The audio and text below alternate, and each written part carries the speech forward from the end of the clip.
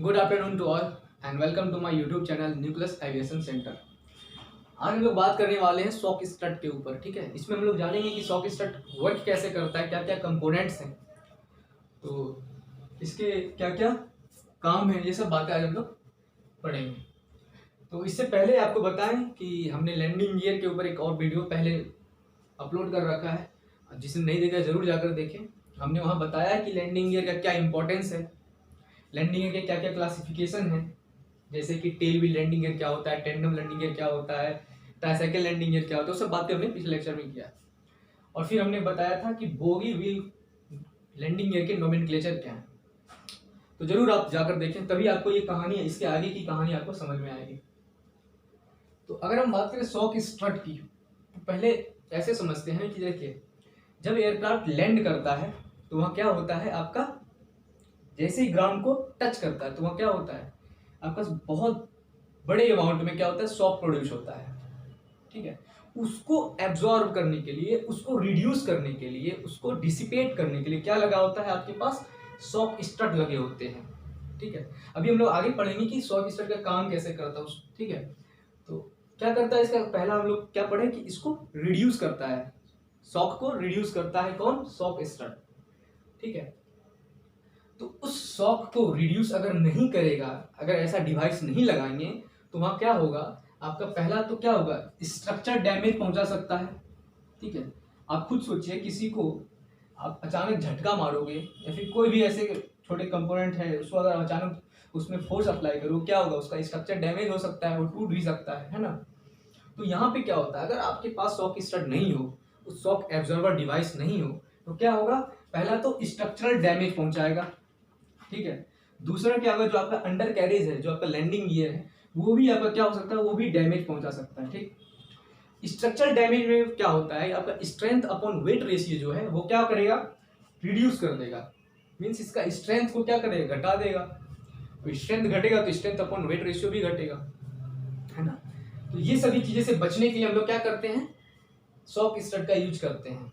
Generally जो shock strut use करते हैं वो क्या होता है, रिट्रैक्टेबल लैंडिंग गियर में यूज करते हैं शॉक स्ट्रट।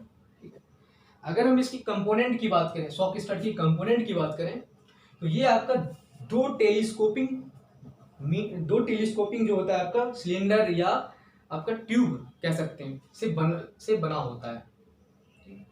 ये दो टेलीस्कोपिंग जो सिलेंडर है, ये उसका पहला नाम है, आपका पहला जो ऊपर वाले हैं उसको कहते हैं अपर चेंबर कहते हैं। ठीक है, उसको हम लोग क्या कहते हैं, अपर चेंबर, और जो लोअर वाले हैं उसको क्या कहते हैं, लोअर चेंबर।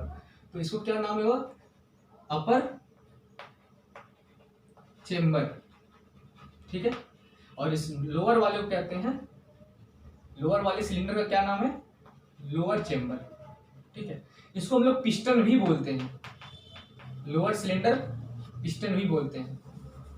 ठीक है, इसको हम लोग क्या करते हैं, सिलेंडर भी कहते हैं, अपर चेंबर वाले को सिलेंडर भी कहते हैं। ठीक, इसमें आपका क्या लगा होता है, आपका एक एयर वाल्व लगा होता है, जहां से कंप्रेस्ड एयर को इस शॉक स्ट्रट में भेजते हैं, एयर वाल्व लगा होता है।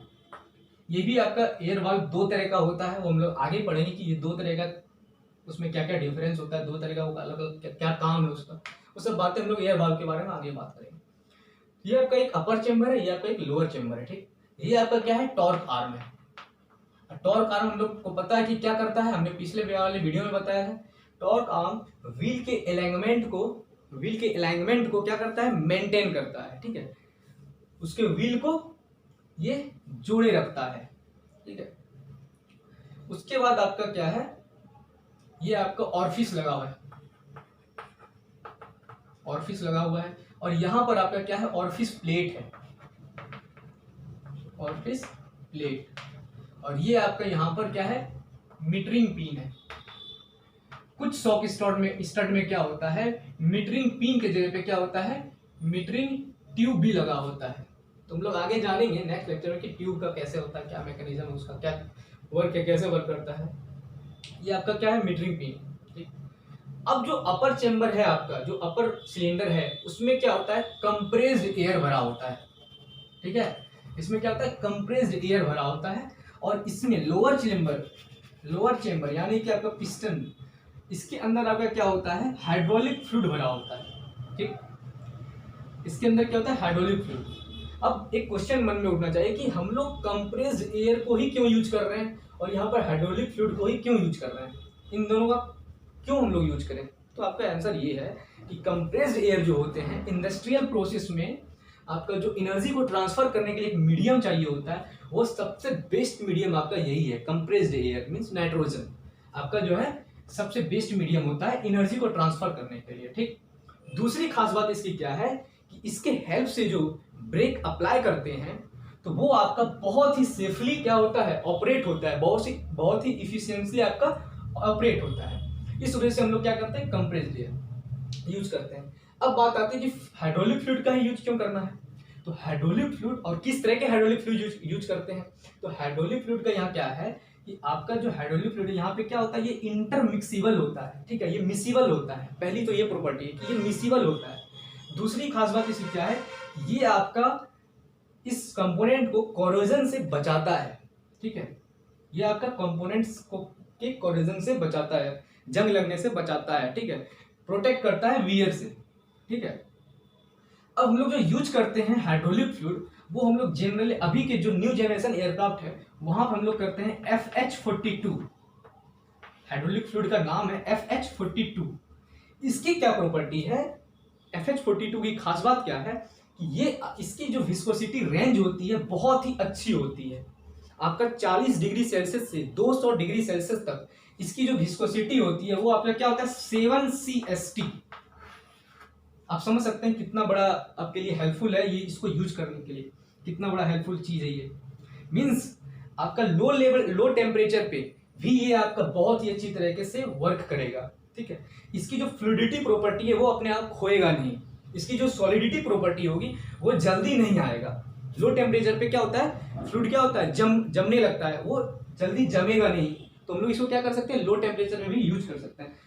और ये होती है आपकी क्या होती है, हाइड्रोलिक की खास बात। और ये जो हाइड्रोलिक फ्लूइड होते हैं वो क्या होता है, ईस्टर बेस्ड होते हैं, ठीक है, ईस्टर बेस्ड फ्लूइड होते हैं ये, ठीक है, ये होते हैं आपके ईस्टर बेस्ड फ्लूइड। अब हम लोग बात करते हैं कि ये काम कैसे करता है, ठीक है। देखिए जब एयरक्राफ्ट लैंड किया तो वहां पे क्या होगा, फोर्स, देखिए इतना स्पीड से एयरक्राफ्ट आएगा लैंड करेगा तो वहां क्या होगा, अचानक जब उसके जो व्हील होंगे, उसके जो टायर होंगे, जब अगर रनवे को टच करेंगे तो वहां क्या होगा, एक कंप्रेशन इफेक्ट वहां पे, एक कंप्रेशन आपका स्ट्रोक वहां पे क्या होगा, वहां पे आपका एक कंप्रेशन स्ट्रोक वहां पे आपका प्रोड्यूस होगा, ठीक है।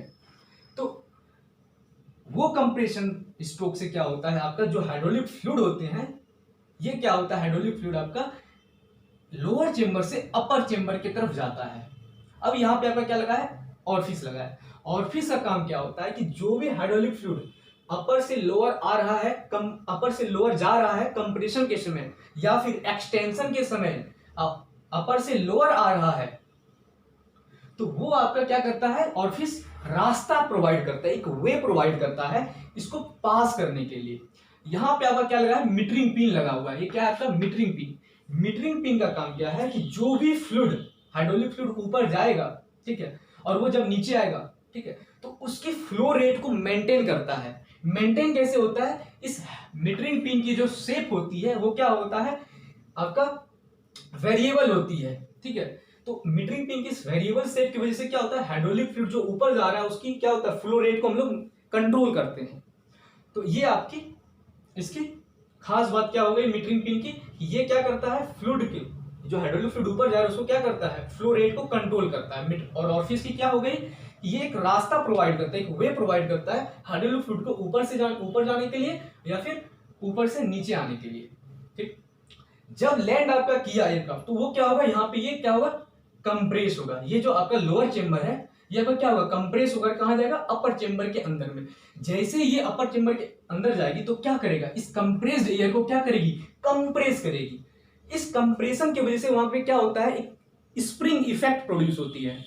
जैसे कि होता है ना स्प्रिंग, ऐसा अगर हम इसको कंप्रेस करते हैं, एक तरफ पूरा आपका ज्वाइंट है और हम इधर से कंप्रेस करेंगे तो क्या होगा, ये अगर हम कंप्रेस कर रहे हैं फिर उसके बाद हम फोर्स को छोड़ देंगे तो क्या होगा, फिर से अपना पोजीशन पे आएगा। वैसे ही यहां पर होती है, जब ये कंप्रेस होते हैं, जब ये लैंड करते हैं, जब ये रनवे पर लैंडिंग गियर आपका जो व्हील जो आपका टायर लगे तो वो टच करता है, तो क्या होता है, कंप्रेशन होती है। कंप्रेशन की वजह से क्या होता है आपका, यहाँ पे हाइड्रोलिक फ्लूइड ऊपर जाती है, ठीक है, और हाइड्रोलिक फ्लूइड ऊपर जाएगी तो वहां पे क्या होगा, एक स्प्रिंग इफेक्ट होगी।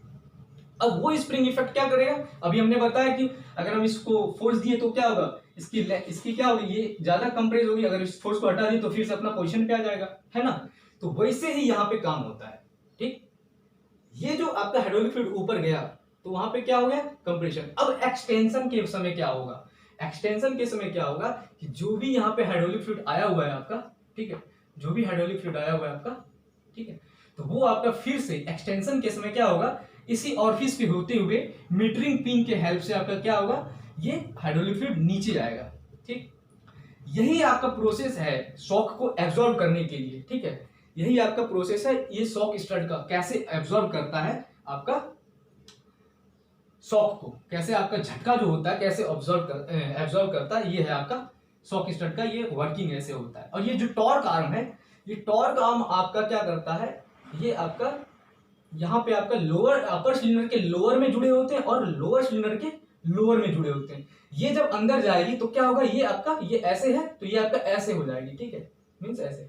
और जब ये स्ट्रेच होगी तो ये आपका सीधा ऐसे कुछ एंगल पे आपका रुक जाएगी।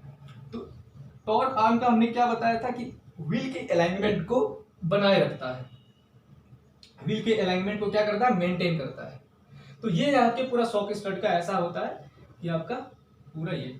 और इस न्यूमेटिक हाइड्रोलिक फ्लूइड, इस न्यूमेटिक हाइड्रोलिक आपका शॉक स्टड को हम लोग एक और नाम से जानते हैं, उसका नाम है आपका एयर या ऑयल, या फिर कह सकते हैं ओलियो स्टड, ठीक है, ओलियो स्टड, ठीक। तो ये आपका पूरा है शॉक स्टड के बारे में।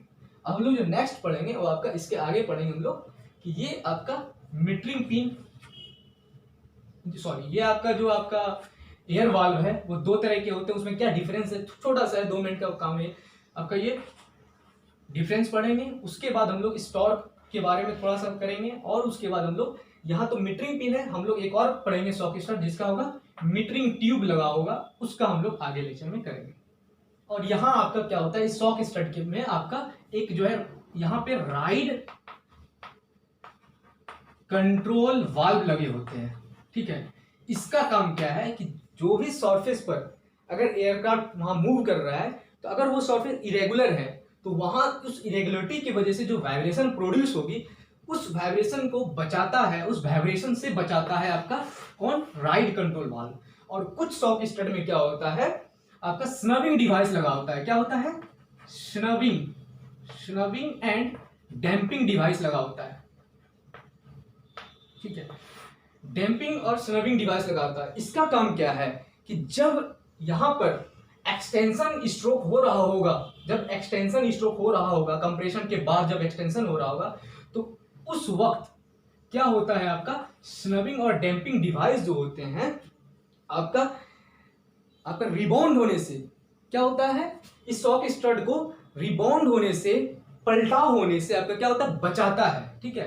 तो आपका क्या ये स्नबिंग डिवाइस का क्या काम है, इसमें एक रिकॉइल वाल्व लगे होते हैं जो आपको क्या करता है, इस एक्सटेंशन के समय शॉक स्टड को रिबाउंडिंग से बचाता है, पलटाव होने से बचाता है, रिबाउंड प्रिवेंट, क्या कह सकते हैं इसको हम, prevent from rebounding of shock stud during extension stroke, ठीक है। तो इसमें आपका डीसी क्वेश्चन ऐसा लिख किया हुआ है कि यहां पर आपका जब हाइड्रोलिक फ्लूइड अंदर जाएगी कंप्रेस्ड एयर में, जब वो कंप्रेस्ड एयर को जब वो क्या करेगी, कंप्रेस करेगी, तो वहां पर इफेक्ट जो प्रोड्यूस हो कौन सा होता है, तो आपका ये स्प्रिंग वाला बताए थे, वो स्प्रिंग इफेक्ट होती है, इसको याद रखिएगा, ये डीसी क्वेश्चन है, स्प्रिंग इफेक्ट होती है। दूसरा, शॉक स्टड में जो स्नबिंग और डिवाइस आपका जो लगा होता है, डैम्पिंग डिवाइस, उसका काम क्या होता है, उसका काम क्या होता है, रिबाउंडिंग से बचाना शॉक स्टड को, कब, एक्सटेंशन स्ट्रोक के समय। ये क्वेश्चन आया हुआ है कब, तो यहाँ पे आंसर होगा एक्सटेंशन स्ट्रोक के समय आपका क्या होता है, स्नबिंग और डैम्पिंग डिवाइस का काम आता है। और फिर उसका रिक्वायल राइट कंट्रोल वाल्व का क्या होता है, वाइब्रेशन से बचाना, इरेगुलर सरफेस की वजह से जो होता है आपका वाइब्रेशन प्रोड्यूस होता है, उसको उससे बचाना होता है। तो ये तीनों क्वेश्चन आया हुआ है डीसीए में। अब प्लस आपका यहाँ पे डिफरेंस पूछ देगा कि मीटरिंग पिन जो लगे होते हैं और आपका जो मीटरिंग ट्यूब लगे होते हैं इसमें, तो इसका ऑपरेशन में क्या डिफरेंस होता है। और आपको बता दें कि इसका ऑपरेशन में कोई भी डिफरेंस नहीं होता है, ऑपरेशन आपका सेम होता है। तो ये आपका आ सकता है मीटरिंग पिन और जो आपका मीटरिंग ट्यूब वाले सॉकेट होते हैं उसका डिफरेंस जो क्या होता है ऑपरेशन में, कोई डिफरेंस नहीं होता है, ऑपरेशन सेम होता है, बस वहाँ पे मीटरिंग पिन की जगह पे ट्यूब लगा होता है। तो आज हम लोग पढ़े हैं क्या, शॉक स्टार्ट के बारे में पूरा पढ़े हैं।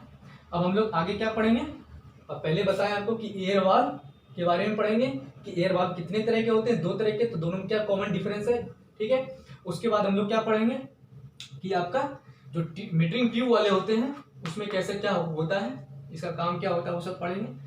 तो आज का लेक्चर बस यहीं खत्म होता हुआ, और thank you for watching my video. और आप अगर हमारे चैनल पर नए आए हैं या जिसने अभी तक सब्सक्राइब नहीं किया है उनसे रिक्वेस्ट है, अगर हमारा वीडियो पसंद आता हो तो जरूर सब्सक्राइब करें, सपोर्ट करें, ताकि हम आपको ऐसे वीडियो प्रोवाइड करते रहें। Thank you.